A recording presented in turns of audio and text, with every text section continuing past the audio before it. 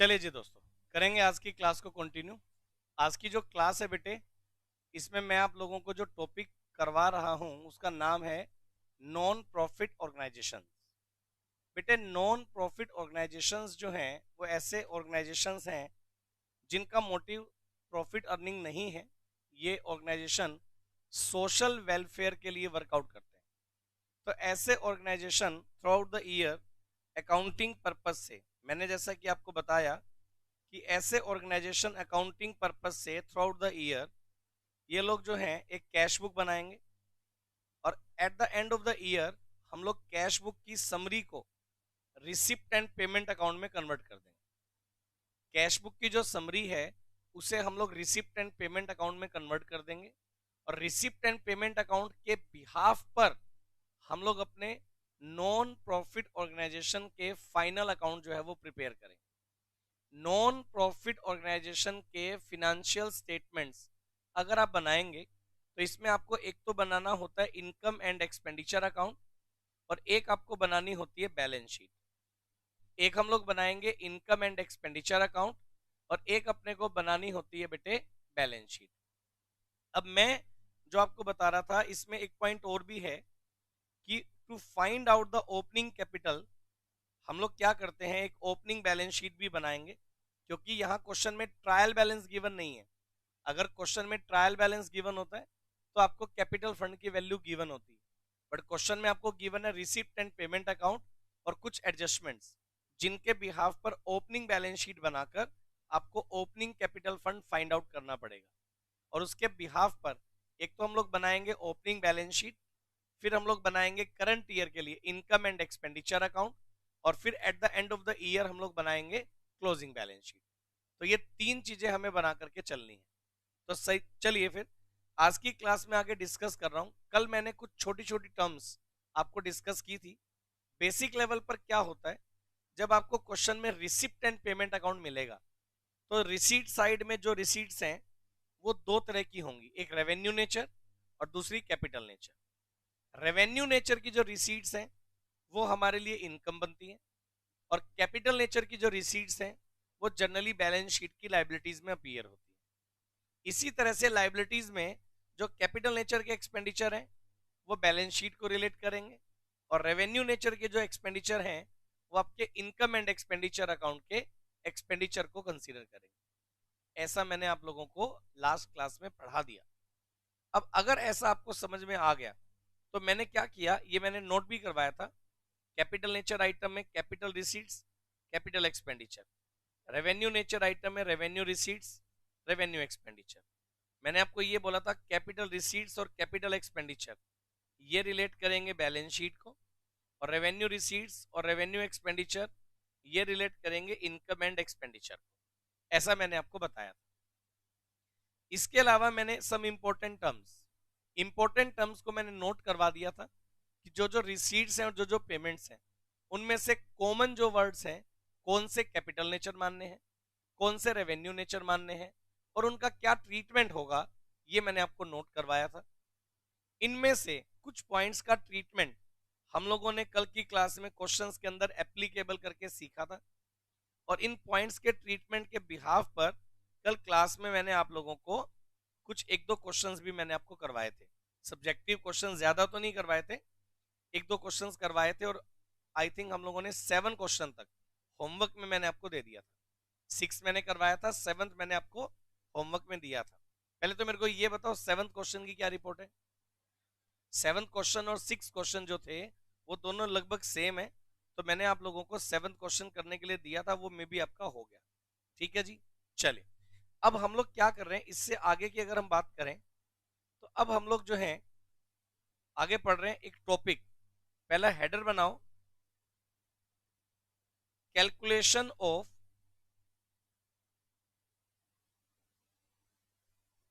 Cost of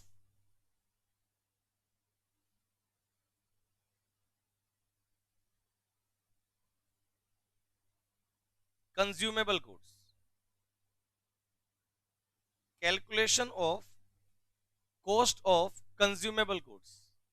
आप पहले मेरी बात को बिल्कुल अच्छे से समझ के चलना है। Calculation of cost of consumable goods, basic level पर जो मैं बात तुम्हें बताना चाह रहा हूं वो क्या है, एक बार जरा सुनिए मेरी बात। पता है जो ऑर्गेनाइजेशंस हैं उसमें ना कुछ गुड्स ऐसी होती हैं जो कंज्यूमेबल हैं। कंज्यूमेबल बोले तो हम गुड्स लेकर आए, उसका कुछ स्टॉक हमारे पास होता है, फिर उसमें से कुछ यूज हो जाता है और फर्दर हम लोग और परचेज कर लेते हैं। मैं आपको एक सिंपल सा एग्जांपल दूंगा, उससे आपको क्लियर हो जाएगा। अब मैं क्लास डिलीवर कर रहा हूँ, क्लास डिलीवर करते हैं मैं माइक यूज कर रहा हूँ, और माइक यूज करते करते माइक की बैटरी खत्म हो गई। क्या होगा? माइक की बैटरी के लिए मैं क्या करूंगा, बैक ऑफिस में फोन करूंगा कि भाई बैटरी भेज दो, तो तुरंत बैटरी लेकर आ जाएंगे, माइक में डालेंगे और क्लास आगे एक्टिव हो जाएगी। ऐसा तो नहीं होता ना कि माइक की बैटरी खत्म हो गई, अरे भागो भागो भाई शॉप पर भागो, वहां से बैटरी लेकर आओ फिर क्लास करेंगे, ऐसा तो नहीं होता। अब मान लो कोई टीचर पढ़ा रहा है, लाइट चली गई, कोई भी इशू आ गया, टेक्निकल इशू आ गया, है ना, तो हमें क्या करना पड़ेगा, व्हाइट बोर्ड पर पढ़ाना पड़ेगा। अब व्हाइट बोर्ड पर पढ़ाना है तो मार्कर डस्टर चाहिए, तो हम क्या करेंगे, बैक ऑफिस को बोलेंगे कि भाई एक मार्कर डस्टर भेजो, तो उनके पास स्टॉक में ऑलरेडी अवेलेबल होगा। सही है ना? अगर मैं बोलूंगा मेरे को क्लासरूम के लिए कुछ लिखना है, मेरे को व्हाइट पेपर पेन चाहिए, फिर बैक ऑफिस को बोलूंगा। तो ये सब चीजें हमारे पास ऑलरेडी स्टॉक में, स्टेशनरी आइटम इन ऑलरेडी जो जो रिक्वायर्ड है सबका स्टॉक होता है, और जैसे ही स्टॉक खत्म होने वाला होता है उससे पहले हमारा बैक ऑफिस स्टाफ उसको और फर्दर परचेज करके ले आता है। मेरा कहने का जो मतलब है वो ये कि हम लोग क्या करते हैं, जो हमारी कंज्यूमेबल आइटम है जो डेली रूटीन में यूज होती हैं, हम ऑलमोस्ट उनका स्टॉक अपने गोडाउन में रखते हैं, अपने स्टोर में रखते हैं। सही बात है ना? सिमिलरली अगर कोई ऑर्गेनाइजेशन, मान लो कोई स्पोर्ट्स क्लब है, अब स्पोर्ट्स क्लब होगा तो उनके पास, अगर मान लो कोई क्रिकेट एकेडमी है, तो उनके पास विकेट्स, बैट्स, ग्लव्स, ये सब चीजें स्टॉक में ऑलरेडी होंगी, जो यूज करने के लिए कर देंगे, और लेकिन स्टॉक में ऑलरेडी होगी। अब एक बात सोचिए, क्रिकेट मैच चल रहा है, एक बैट्समैन ने शॉट मार दिया बॉल पवेलियन के बाहर, तो नई बॉल लाने के लिए अपन मार्केट वापस जाएंगे क्या, कि तब तक मैच रोक दो भाई, नई बॉल नहीं है लेके आओ भाग के? ऐसा तो नहीं होगा। बेसिक लेवल पर क्या होगा, क्लब के पास बॉल्स का स्टॉक होगा। मैं जो चीज कहना चाह रहा हूँ, जो भी तरह की आपके पास कंज्यूमेबल आइटम है, तो वो कंज्यूमेबल आइटम का स्टॉक आपके पास होता है। आप खरीद कर लाते हैं, फिर और खरीद कर लाते हैं, उसका एक पार्ट कंज्यूम हो जाता है और एक पार्ट स्टॉक में बच जाएगा। मैं जो चीज तुम्हें कहना चाह रहा हूं, इनकम एंड एक्सपेंडिचर में कंज्यूमेबल आइटम का वो पार्ट आएगा जो ड्यूरिंग द ईयर आपने कंज्यूम कर दिया। सही है? अब अगर मैं बेसिक लेवल पर बात करूं, बिल्कुल बेसिक लेवल पर बात करूं, तो अपने पास एडजस्टमेंट में मान लीजिए एक तो ओपनिंग स्टॉक ऑफ मटेरियल पड़ा है। एक बार के लिए बेसिक लेवल पर मान लेते हैं, एक तो हमारे पास एडजस्टमेंट में इसने बता दिया कि ओपनिंग में हमारे पास कितना स्टॉक पड़ा है। During the year purchase of material, हमने कितना मटेरियल परचेज किया वो भी गिवन है।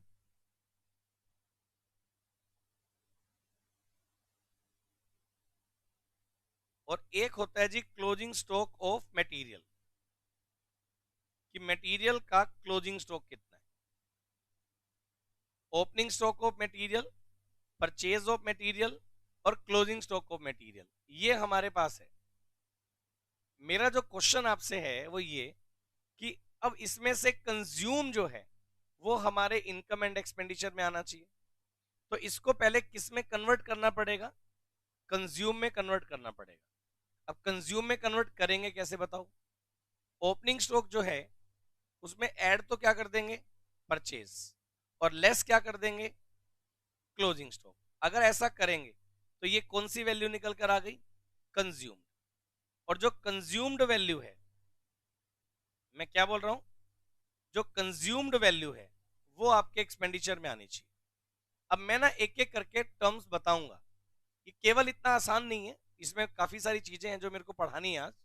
पहले मैं कंज्यूमेबल आइटम का पूरा टॉपिक आज एक्सप्लेन करूंगा। जब तक आपको कंज्यूमेबल आइटम का टॉपिक समझ ही नहीं आ रहा तब तक बात बनेगी नहीं। एक तो पहले ये बताओ, अगर केवल मात्र क्वेश्चन में ओपनिंग स्टॉक गिवन है, परचेजेस गिवन है और क्लोजिंग स्टॉक गिवन है, तो आपके लिए कंज्यूम निकालना बिल्कुल आसान है। Opening stock plus purchase minus closing stock करेंगे कंज्यूम्ड वैल्यू निकल आएगी जिसको आप एक्सपेंडिचर में रख दीजिए। इसके अलावा ओपनिंग और क्लोजिंग स्टॉक जो है उनको आप बैलेंस शीट में रख दीजिए।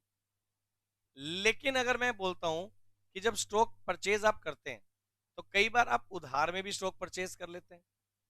अब मटेरियल अगर आपने उधार में परचेज किया तो वहां आपको आउटस्टैंडिंग क्रेडिटर्स भी मिल सकते हैं। क्या मिल सकते हैं? Outstanding creditors. तो मैं आप लोगों को सबसे पहले मटेरियल कंज्यूम को लेकर के किस तरह की नरेशंस मिलेंगी और उनको कैसे डील करना है मैं आपको सिखा रहा हूं। पहले मैं आपको 2 एग्जांपल सेट करके दिखाऊंगा, उससे आपको थोड़ा क्लियर होगा, फिर हम आगे बढ़ेंगे। आप अपनी बुक पे आ जाओ और आप अपनी बुक में इलस्ट्रेशन नंबर 8 पर आओ। पहले कोई जल्दीबाजी नहीं है, इलस्ट्रेशन नंबर 8 पर आइए। आप बुक में इलस्ट्रेशन नंबर 8 पर आइए।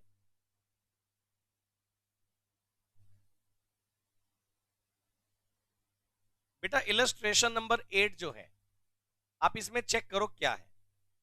सबसे पहले इसमें लिखा, देखो बेसिक लेवल का फॉर्मूला तो स्क्रीन पर है, opening stock plus purchase minus closing stock, सही है ना। लेकिन जो परचेज ऑफ मटेरियल इसके बारे में भी गड़बड़ है। आप चेक करिए, क्वेश्चन नंबर 8 में लिखा हुआ है how will you deal the following items while preparing the final accounts of a club. ये कहता है एक क्लब के डाटा हमारे पास हैं। स्टॉक ऑफ स्टेशनरी ओपनिंग में है 4000, क्लोजिंग में है 3000। और क्रेडिटर फॉर स्टेशनरी ओपनिंग में है 7200, क्लोजिंग में है 5400।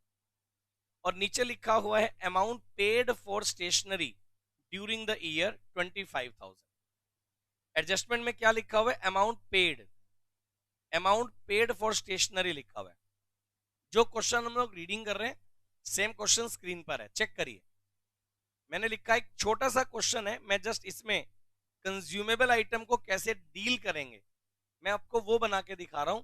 अभी मैं स्टैंडर्ड क्वेश्चन नहीं कर रहा हूं, मैं जस्ट आपको ये बता रहा हूं अगर आपके पास कोई भी कंज्यूमेबल आइटम का डाटा है तो आपको स्टैंडर्ड क्वेश्चन में कंज्यूमेबल आइटम के डाटा को किस तरह से यूज करना है एक बार के लिए मैं आपको वो बता रहा हूं। ये देखिए, ये कहता है how will you deal with the following items while preparing the final accounts of a club. तो इसमें लिखा गया स्टॉक ऑफ स्टेशनरी ओपनिंग में है 4000, क्लोजिंग में है 3000। क्रेडिटर फॉर स्टेशनरी ओपनिंग में है 7200, क्लोजिंग में है 5400। लिखा हुआ है amount paid for stationery during the year 16-17। Amount paid for stationery given है 25,000। एक तो ये क्वेश्चन है, एक बार के लिए पहले सुनो, एक तो ये क्वेश्चन गिवन है। अच्छा, सिमिलर लेवल पर मैं एक क्वेश्चन नंबर एक और बता रहा हूं आपको। सिमिलर लेवल पर मेरे पास ये क्वेश्चन नंबर 9 है। इसमें लिखा गया on the basis of information given below calculate the amount of stationery debited in income and expenditure account. Stock of stationery opening और क्लोजिंग है, क्रेडिटर फॉर स्टेशनरी ओपनिंग और क्लोजिंग है। जैसा पिछले वाला क्वेश्चन था वैसा ही दिखने में लग रहा है। नीचे लिखा हुआ है स्टेशनरी परचेज। क्या लिखा हुआ है? Stationery purchase during the year 47,000। और क्वेश्चन नंबर 8 में लिखा हुआ था अमाउंट पेड फॉर स्टेशनरी। आप बोलेंगे sir amount paid for stationery और स्टेशनरी परचेज दोनों में एक छोटी सी बात का डिफरेंस है जो दोनों को मैं डील करके दिखा रहा हूं। अब क्वेश्चन को कैसे डील करना है मैं वो आपको बता रहा हूं। करें स्टार्ट। मैं पैरेलल क्या करूंगा, एक तरफ क्वेश्चन नंबर 8 बना के दिखा रहा हूं, एक तरफ पहले मैं क्वेश्चन नंबर 9 बना के दिखा रहा हूं। कैसे उसका सजेस्टेड सॉल्यूशन बनेगा ये देखिए। मैं एक तरफ क्वेश्चन नंबर 8 का जो डाटा है ये सोल्व करके दिखाऊंगा और एक तरफ मैं इलस्ट्रेशन नंबर 9 का जो डाटा है ये सोल्व करके दिखाऊंगा। ठीक बात है बेटे? इलस्ट्रेशन नंबर 8 को कैसे सोल्व करना है, इलस्ट्रेशन नंबर 9 को कैसे सोल्व करना है, एक बार हम पूरा डेटा सोल्व करते हैं। ये देखो आप, एक तो आप इसमें बनाइए ओपनिंग बैलेंस शीट। मैं आपको बताता हूं क्या करना है। एक तो आप बनाइए opening balance sheet.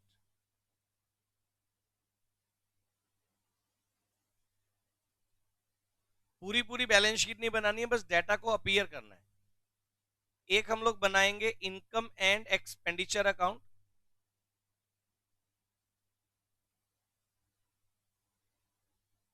Income and expenditure account.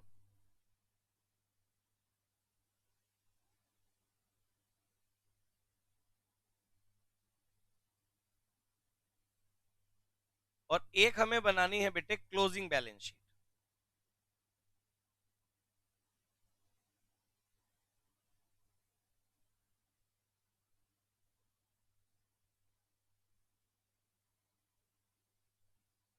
एक हमें बनानी है ओपनिंग बैलेंस शीट, एक हमें बनाना है इनकम एंड एक्सपेंडिचर अकाउंट, और एक हमें बनानी है क्लोजिंग बैलेंस शीट।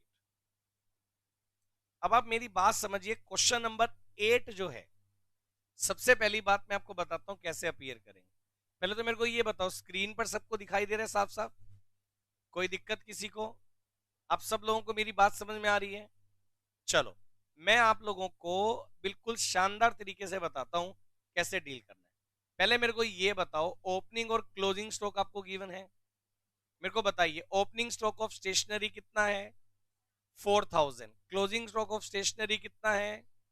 3000। चलिए एक काम करिए, स्टॉक ऑफ स्टेशनरी, सबसे पहले स्टॉक ऑफ स्टेशनरी ओपनिंग में है 4000, वो तो रख दीजिए आप ओपनिंग बैलेंस शीट में। Stock of stationery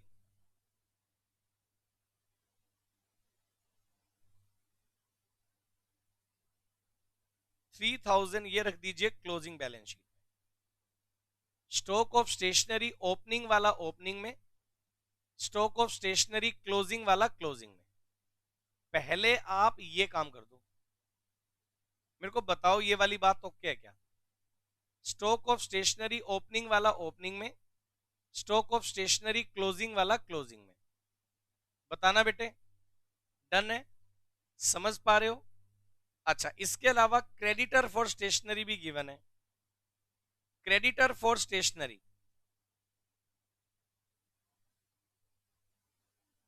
creditor for stationery, creditor for stationery opening में गिवन है 7200, और creditor for stationery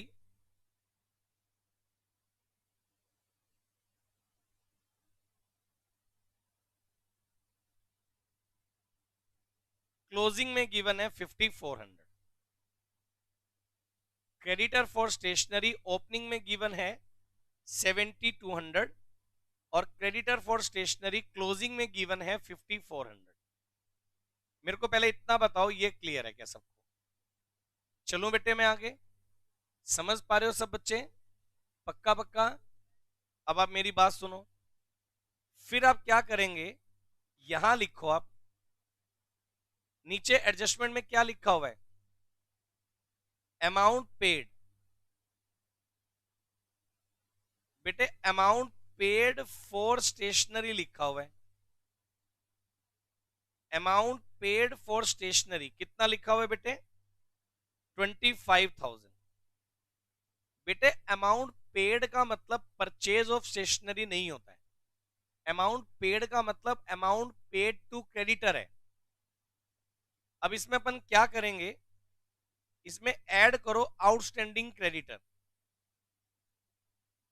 outstanding creditor current year वाला तो ऐड कर दो, और लेस कर दीजिए आउटस्टैंडिंग क्रेडिटर प्रीवियस ईयर वाला लेस कर दीजिए। आउटस्टैंडिंग क्रेडिटर्स करंट ईयर वाला तो ऐड कर दीजिए, और आउटस्टैंडिंग क्रेडिटर्स प्रीवियस ईयर वाले लेस कर दीजिए। बेटे आउटस्टैंडिंग क्रेडिटर्स करंट ईयर के हैं 5400, ये तो हो जाएंगे ऐड, और आउटस्टैंडिंग क्रेडिटर्स प्रीवियस ईयर के हैं 7200, ये हो जाएंगे less. Outstanding creditors current year वाले तो हो जाएंगे ऐड, प्रीवियस ईयर वाले हो जाएंगे लेस। इसके अलावा ऐसा करने से इधर देखिए, जब हम ऐसा कर देंगे आउटस्टैंडिंग क्रेडिटर्स ओपनिंग वाले करंट ईयर वाले ऐड, प्रीवियस ईयर वाले लेस, जब हम ऐसा कर देंगे तो ये वैल्यू आ जाएगी 12,400। अरे सॉरी सॉरी सॉरी सॉरी, मैंने गलत कैलकुलेशन किया। 25,000 एड 54 लेस 72, 23,200। बताइए क्लियर है क्या? 23,200। पहले तो मेरे को ये बताओ ये वैल्यू क्या बनी? आउटस्टैंडिंग, देखो practically amount paid to creditors में जब करंट ईयर वाले क्लोजिंग ऐड कर देंगे, ओपनिंग वाले लेस कर देंगे, तो ये जो बन जाएगी, ये बन जाएगी क्रेडिट परचेज की फिगर। ये जो फिगर बची इसको क्या बोलते हैं? Credit purchase. क्या बोलते हैं? लिखिए आप एक बार, क्रेडिट परचेज। और क्रेडिट परचेज आने के बाद इसमें ऐड करिए ओपनिंग स्टॉक, इसमें ऐड कर दो और लेस कर दीजिए इसमें क्लोजिंग स्टॉक। इसमें ओपनिंग स्टॉक ऐड कर दीजिए और क्लोजिंग स्टॉक इसमें लेस कर दीजिए। आपके पास ओपनिंग स्टॉक था 4,000, वो ऐड, क्लोजिंग स्टॉक है 3,000, वो लेस। तो ये वैल्यू आ जाएगी 24,200। ये वैल्यू आ जाएगी मटेरियल कंज्यूम।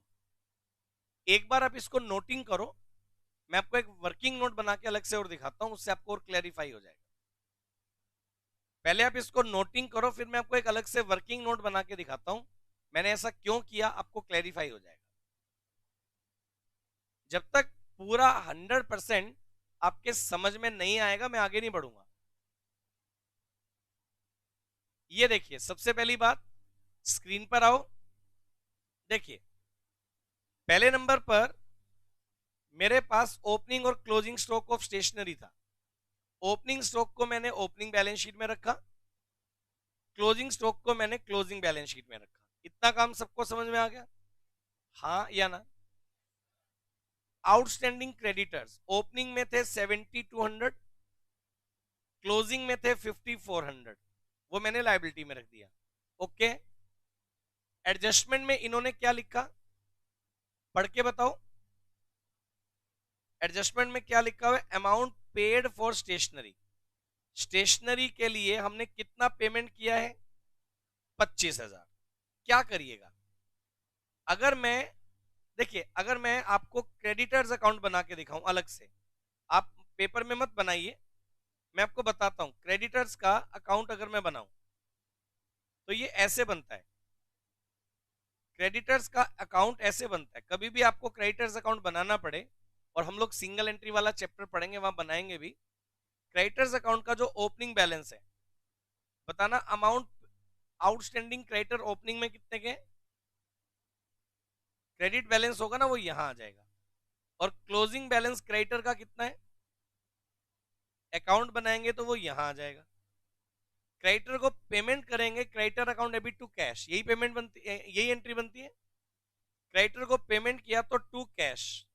क्वेश्चन में एडजस्टमेंट में गिवन है अमाउंट पेड टू क्रेडिटर्स 25,000। सुनिए जरा मेरी बात ध्यान से। ओपनिंग में क्रेडिटर थे 7,200 के, स्क्रीन पर बने रहिए। अमाउंट पेड आपने कर दिया 25,000 रुपए का, बावजूद उसके क्लोजिंग क्रेडिटर है 5,400। यहां से बैलेंसिंग फिगर में किस चीज की फिगर आएगी? Credit purchase.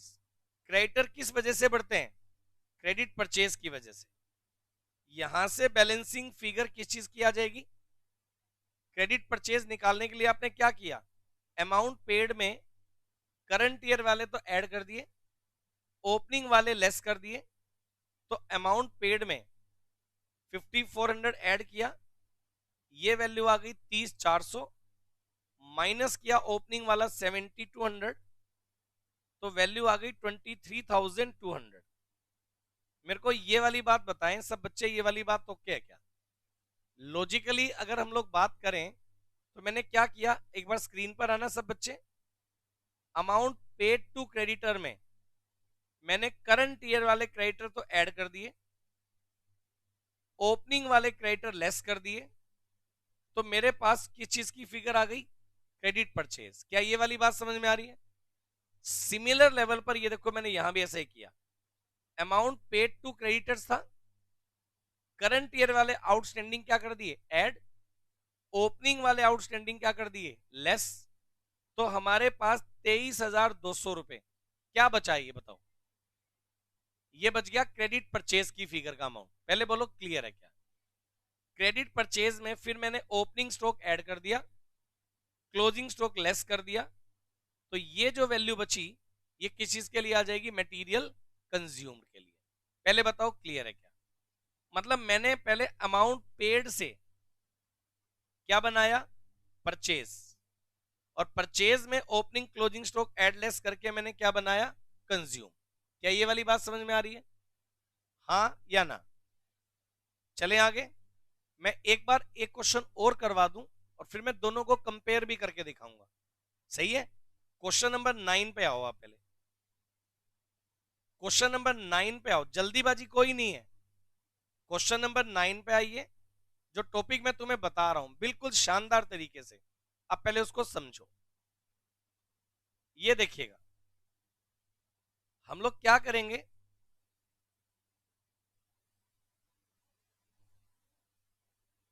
एक बनाएंगे ओपनिंग बैलेंस शीट,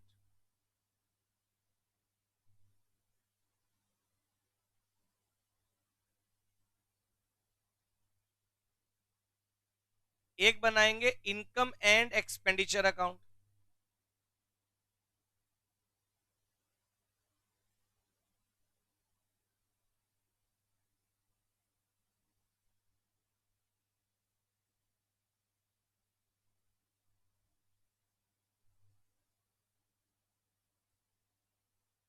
और एक हम लोग बनाएंगे क्लोजिंग बैलेंस शीट।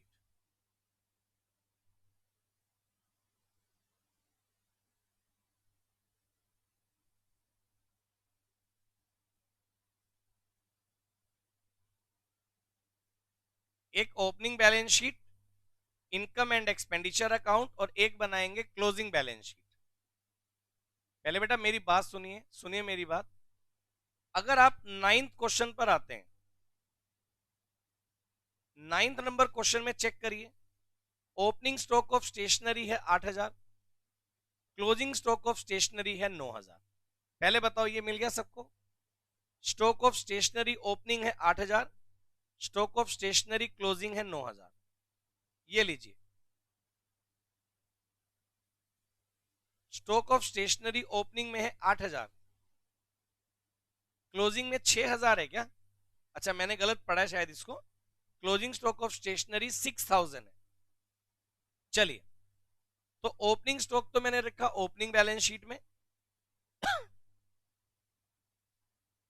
और क्लोजिंग स्टॉक ऑफ स्टेशनरी ये हमारे पास है 6,000, ये इधर आ गया। पहले तो मेरे को ये बताओ, ओपनिंग वाले ओपनिंग में, क्लोजिंग वाले क्लोजिंग में, ये आ गए। इस बात में किसी को कोई डाउट है क्या? फिर हमारे पास क्या है? Creditor for stationery. क्रेडिटर में ओपनिंग में क्रेडिटर है 9,000, क्लोजिंग में क्रेडिटर है 11,000।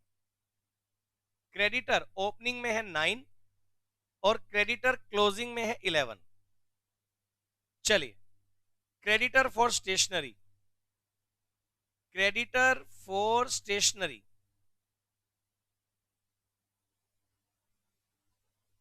क्रेडिटर फॉर स्टेशनरी ओपनिंग में है 9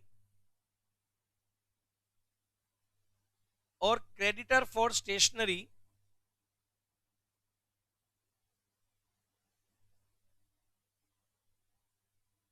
क्लोजिंग में है 11।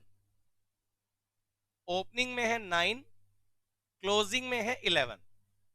मेरे को बताओ ये वाली बात ओके है क्या? क्रेडिटर फॉर स्टेशनरी ओपनिंग में है 9 और क्लोजिंग में है 11, ये मैंने रख दिया। अब आप मेरे को ये बताओ, आपको एडजस्टमेंट में क्या गिवन है? स्टेशनरी परचेज गिवन है। भाई साहब, परचेज की वैल्यू अगर ऑलरेडी गिवन है तो इसमें आउटस्टैंडिंग क्रेडिटर ओपनिंग क्लोजिंग को प्लस करने की रिक्वायरमेंट नहीं है, क्योंकि पिछले वाले क्वेश्चन में मैंने स्टेशनरी परचेज बनाने के लिए अमाउंट पेड में क्रेडिटर को प्लस माइनस किया था। यहां ऑलरेडी मेरे को क्या गिवन है? स्टेशनरी परचेज गिवन है। यहां ऑलरेडी मेरे को क्या गिवन है? Stationery purchase. अच्छा ये बताना, ऑलरेडी स्टेशनरी परचेज कितने का गिवन है? 47,000। अगर आपको ऑलरेडी स्टेशनरी परचेज 47,000 गिवन है, ये आ गया। अब मेरे को बताओ आप क्या करें? इसमें ऐड कर दीजिए डायरेक्टली ओपनिंग स्टॉक। कितना है भाई? वो तो ऐड कर दो, और लेस कर दीजिए क्लोजिंग स्टॉक। कितना है भाई? वो लेस कर दीजिए। सही है। अब बताओ क्या बचा? 49,000, ये वैल्यू आ गई। इस तरह से बनाएंगे। स्टेशनरी परचेज में ऐड करिए ओपनिंग स्टॉक, लेस करिए क्लोजिंग स्टॉक, तो अपने पास जो वैल्यू निकल कर आएगी वो क्या आ जाएगी? Stationery consume. बताओ ये वाली बात क्लियर है क्या? अब ये दोनों क्वेश्चन कंपैरेटिवली चेक करो आप। देखो, ओपनिंग क्लोजिंग स्टॉक मैंने ओपनिंग क्लोजिंग बैलेंस शीट में रख दिया, आउटस्टैंडिंग क्रेडिटर मैंने ओपनिंग क्लोजिंग में रख दिया। जब कंज्यूम्ड की बात आई, इधर देखना जरा बेटा, एक क्वेश्चन में गिवन था अमाउंट पेड फॉर स्टेशनरी, तो उसमें मैंने क्रेडिटर को प्लस माइनस करके पहले क्या बनाया? क्रेडिट परचेज, फिर उसमें ओपनिंग क्लोजिंग स्टॉक को एड लेस करेंगे तो बनेगा कंज्यूम। जबकि इधर वाले में हमने क्या किया? Amount stationery purchase already given है, तो इसमें क्रेडिटर्स को एड लेस करके दिखाने की रिक्वायरमेंट नहीं है। अपन इसमें डायरेक्टली ओपनिंग स्टॉक ऐड करेंगे, क्लोजिंग स्टॉक लेस करेंगे, तो ये वैल्यू आ जाएगी हमारे पास इनकम एंड एक्सपेंडिचर। बताओ ये वाली बात ओके क्या? कोई इस बात में डेटा में कोई डाउट है? चलें आगे। बिल्कुल बढ़िया। अच्छा, मतलब किस तरह से प्रेजेंट करना है consumable item income and expenditure में, एक बेसिक आइडिया मैंने दिया। अच्छा, जो स्क्रीन पर क्वेश्चन है इसके अंदर, यहां हम ये क्वेश्चन में जो डाटा गिवन है जिस तरह का, उसमें हम ये मान के चल रहे हैं कि जो करंट ईयर में परचेज किया था वो सारा का सारा क्रेडिट परचेज था। बट ऐसा भी पॉसिबल है कि कुछ स्टॉक कैश में परचेज किया गया हो। इसी क्वेश्चन को थोड़ा और एक्सपेंड कर दूं क्या? मतलब ये तो जो है सो है, इसके अलावा भी कुछ डाटा हो सकते हैं। आप एक काम करिए, क्वेश्चन नंबर 9 मैंने करवाया है, 10 आप आराम से कर सकते हैं, 11 नंबर चेक करो। चलो, क्वेश्चन नंबर 9 मैंने करवा दिया। क्वेश्चन नंबर 10 आप बिल्कुल आराम से कर सकते हैं। क्वेश्चन नंबर 11 करवा रहा हूं। क्वेश्चन नंबर 11 करवा रहा हूं। देखो, सबसे पहले जो अपन वर्कआउट कर रहे हैं उसके ऊपर कमांड आना बड़ा जरूरी है। ये देखो आप, क्वेश्चन नंबर 10 जो मैंने दिया उसमें stock of stationery, creditor for stationery, amount paid, stationery और क्रेडिटर क्लोजिंग, सिमिलर क्वेश्चन है बिल्कुल जो अभी मैंने करवाया था। 8th नंबर सेम है। 11 नंबर करवा रहा हूं बेटा, इसमें एक छोटा सा स्टेप और ऐड है। स्क्रीन पर आओ आप एक बार, देखिए 11 नंबर क्वेश्चन में stock of station, creditor for stationery, opening और क्लोजिंग गिवन है। स्टॉक ऑफ स्टेशनरी, ओपनिंग और क्लोजिंग गिवन है। During the year 18-19 payment made to creditor amounting to 1,26,000, payment made to creditors amounting to 1,26,000, stationery purchase in cash during the year was 20% of total purchase of stationery। ये कहता है during the year 18-19 payment made to creditor कितना है? 126। Stationery purchase in cash during the year was 20% of total purchase of stationery। मतलब ये कुछ stationery creditor में purchase कर रहे हैं और कुछ स्टेशनरी ये कैश में परचेज कर रहे हैं। अब मैं आपको इस क्वेश्चन का पूरा डिटेल वर्किंग नोट के साथ बना के दिखाऊंगा। एक काम करते हैं, अब की बार सारा डेटा पूरा वर्किंग नोट में खींच के लाऊंगा। एक काम करो, आप एक तो फॉर्मेट बनाइए ओपनिंग बैलेंस शीट के लिए। एक्सट्रैक्ट बैलेंस शीट बना रहे हैं जिसमें केवल इंफॉर्मेशन को कैसे शो करेंगे वो मैं आपको बता रहा हूं।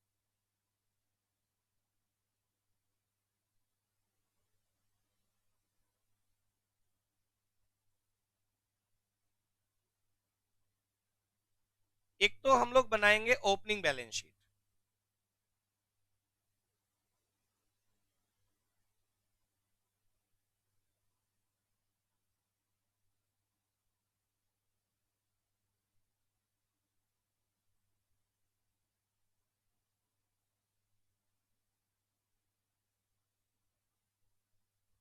एक हम लोग बनाएंगे इनकम एंड एक्सपेंडिचर अकाउंट।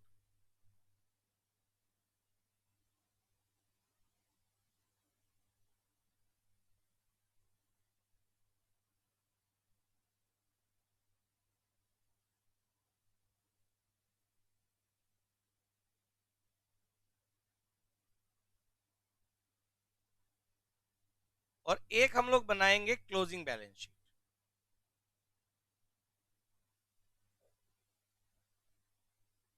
एक हम लोग बनाएंगे ओपनिंग बैलेंस शीट, एक हम लोग बनाएंगे इनकम एंड एक्सपेंडिचर अकाउंट और एक हम लोग बनाएंगे closing balance sheet.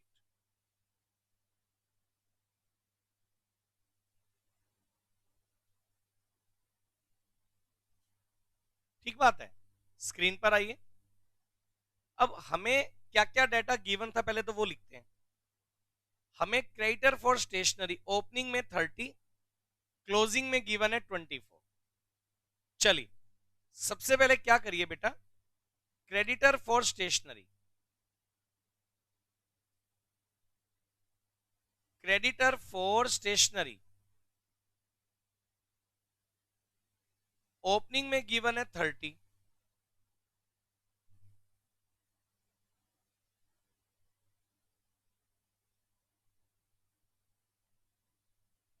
Creditor for stationery closing में गिवन है 24।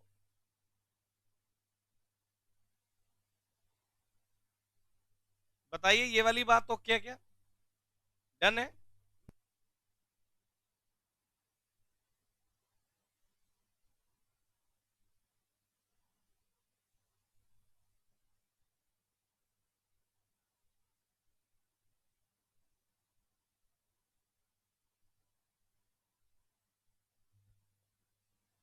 हाँ जी, पहले ये बताओ ये क्लियर है क्या? अच्छा, उसके बाद हमारे पास क्या है, आप पढ़िए। ये पॉइंट आने के बाद फिर हमारे पास है stock of stationery. Stock of stationery opening में है हमारे पास 40,000 और स्टॉक ऑफ स्टेशनरी क्लोजिंग में है 58,000। अब स्टॉक ऑफ स्टेशनरी अपने पास है ओपनिंग में 40, क्लोजिंग में 58। तो अब क्या करिए, स्टॉक ऑफ स्टेशनरी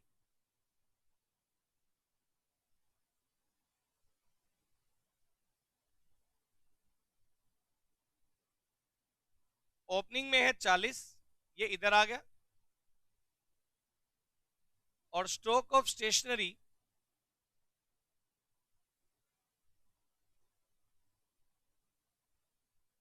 आपका क्लोजिंग में है 58, वो इधर आ गया। मेरे को आप सब बच्चे ये वाली बात बताएं, ये वाली बात ओके है क्या? स्टॉक ऑफ स्टेशनरी ओपनिंग में है 40 और स्टॉक ऑफ स्टेशनरी क्लोजिंग में है 58, ये दोनों आ गए। मेरे को एक प्लीज प्लीज पहले बताओ, ओपनिंग क्लोजिंग वाली वैल्यू आ गई, डन है सबको? अब इस क्वेश्चन में आप ये देखो, इन्होंने बोला अमाउंट पेड टू क्रेडिटर 1,26,000 है। अमाउंट पेड टू क्रेडिटर 1,26,000 है। आपको पता है इसमें अगर अपन आउटस्टैंडिंग क्रेडिटर को प्लस माइनस कर दें तो ये क्रेडिट परचेज की वैल्यू आ जाएगी, हाँ या ना? एक काम करो, आप नंबर 1 वर्किंग नोट बनाइए। Computation of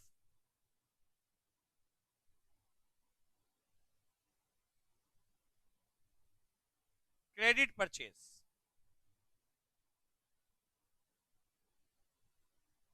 computation of credit purchase. सबसे पहले आप क्रेडिट परचेज की वैल्यू निकालिए। क्रेडिट परचेज निकालने के लिए मैं क्या करूंगा, अब मैं सारी कैलकुलेशन वर्किंग नोट में लिख रहा हूं। लिखिएगा अमाउंट पेड टू क्रेडिटर्स। बताइए क्रेडिटर्स को कितना पेमेंट किया हुआ है, बोलो भाई। अमाउंट पेड टू क्रेडिटर है 1,26,000, 1,26,000। क्या करिए आप इसमें ऐड करिए आउटस्टैंडिंग क्रेडिटर। करंट ईयर वाले तो ऐड कर दीजिए और लेस कर दीजिए आउटस्टैंडिंग क्रेडिटर्स। प्रीवियस ईयर वाले लेस कर दीजिए। क्या ये वाली बात सबको क्लियर है? आउटस्टैंडिंग क्रेडिटर्स करंट ईयर वाले तो ऐड, प्रीवियस ईयर वाले लेस। आप अगर क्वेश्चन में चेक करेंगे, आउटस्टैंडिंग करंट ईयर वाले हैं 24 और प्रीवियस ईयर के हैं 30। अगर आप ऐसा करते हैं तो अपने पास जो वैल्यू निकल कर आएगी बेटा, ये क्रेडिट परचेज की वैल्यू निकल कर आएगी। अभी आप कोई जल्दीबाजी मत करें। ये जो वैल्यू निकल कर आई है, ये क्रेडिट परचेज की वैल्यू निकल कर आई है। मेरे को बताओ ये वाली बात क्लियर है क्या? ये वैल्यू आपके पास क्रेडिट परचेज की वैल्यू निकल करके आ गई। डन है। क्रेडिट परचेज के बाद फिर अपन क्या करेंगे, इन्होंने एक लाइन और लिखी है, कहता है stationery purchase in cash during the year 20% of total purchase. इसने ये बताया stationery purchase during the year 20% of total purchase. ये कहता है जो स्टेशनरी परचेज हमने किया वो टोटल परचेज का 20% है कैश में। Stationery purchase in cash. अब सुनिए, आपको पता है क्रेडिट परचेज में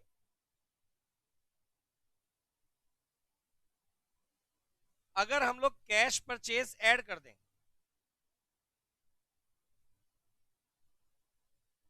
तो हमारे पास टोटल परचेज की वैल्यू आ जाएगी। क्रेडिट परचेज में अगर हम कैश परचेज ऐड कर दें तो टोटल परचेज की वैल्यू आ जाएगी। बोलो क्लियर है क्या? क्वेश्चन में हिंट में एक लाइन में क्या लिखा था कि कैश परचेज कितना है, बताइए। कैश परचेज जो होता है वो टोटल परचेज का 20% होता है, ऐसा लिखा हुआ है। बोलना क्लियर है क्या? तो एक बात बताइए, टोटल परचेज अगर 100 है तो कैश परचेज 20 हो गया और क्रेडिट परचेज कितना हो गया 80। बताओ ये वाली बात क्लियर है क्या? बोलो भाई। अगर credit purchase cash total purchase 100 है तो कैश परचेज कितना हुआ 20, क्रेडिट परचेज हुआ 80, तो टोटल परचेज हमारे पास 100 है। 1 2 3 किसकी वैल्यू गिवन है? क्रेडिट परचेज कितना गिवन है 1,20,000। क्रेडिट परचेज की वैल्यू 1,20,000 है। बताना ये वाली बात क्लियर है क्या? टोटल परचेज की वैल्यू कितनी है वो निकाल सकते हैं क्या? कैसे निकालेंगे? 1,20,000 बताइए कितने की वैल्यू है? जितने की वैल्यू है उससे तो कर दीजिए डिवाइड, और जितने की वैल्यू कैलकुलेट करनी है उससे कर दीजिए मल्टीप्लाई। ये मैंने डिफरेंट डिफरेंट चैप्टर में तरीका बताया आपको। ये इक्वेशन में डाटा फिल करें। क्रेडिट परचेज 1,20,000 है जो कि 80% की वैल्यू है, और आपको टोटल परचेज चाहिए 100%। तो 100% की वैल्यू आप निकालेंगे तो कितनी निकल कर आएगी 1,50,000। ये वाली बात बताएं, ये वाली बात आपको क्लियर है क्या? यहां से हमारे पास आ गया क्रेडिट परचेज, यहां से आ गया हमारे पास टोटल परचेज। टोटल परचेज की वैल्यू है 1,50,000। अब यहां आप डायरेक्टली क्या करिए, टोटल परचेज है 1,50,000, ये आ गया। उसमें ऐड क्या करिए,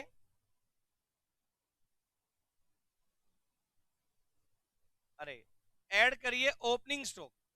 अब ये तो डायरेक्ट हो ही जाएगा ना, परचेज में ओपनिंग स्टॉक तो करिए ऐड, और लेस करिए closing stock. Opening stock add करिए, क्लोजिंग स्टॉक लेस करिए। ओपनिंग स्टॉक कितना है बेटे हमारे पास? 40,000, वो ऐड कर दो, और क्लोजिंग स्टॉक कितना है वो लेस कर दो। तो 150 प्लस 40 माइनस 58 करेंगे तो वैल्यू आ गई 132। वैल्यू क्या आ गई? 1,32,000। ये किस चीज के लिए वैल्यू आ गई? इनकम एंड एक्सपेंडिचर में ये वैल्यू किस चीज की आ गई भाई? कंज्यूम की। किस चीज की वैल्यू आ गई? अब जो तुम इनकम एंड एक्सपेंडिचर में कर रहे थे वो सारा काम मैंने वर्किंग नोट में अलग से बना के दे दिया।